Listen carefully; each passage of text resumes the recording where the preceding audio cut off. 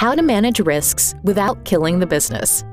16.7 million consumers had their identity stolen in 2017 alone, with $16.8 billion in losses.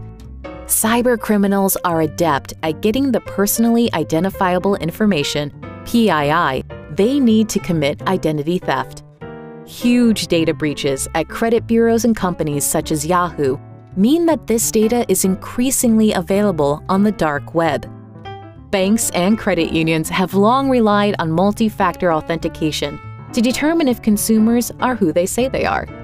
But cybercriminals are able to exploit mobile devices, so blindly sending an SMS text message to a consumer's mobile device with a PIN can no longer be trusted without further vetting. Adding a lengthy authentication process, like knowledge-based authentication, will only annoy and frustrate consumers and kill the business as consumers abandon transactions and account openings.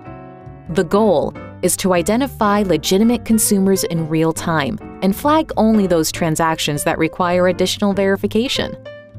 What if you could combine something the consumer knows with something the consumer has, the basis of multi-factor authentication, but improve confidence levels by adding a third layer of authentication that fraudsters can't spoof: direct carrier device data elements, such as phone type, activity, porting, and mobile carrier data.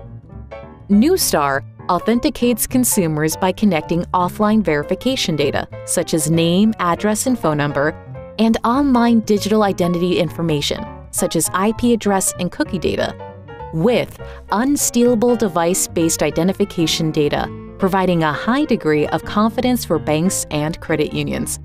Consumers expect their banks and credit unions to keep them safe from identity theft without adding frustrating friction to the process.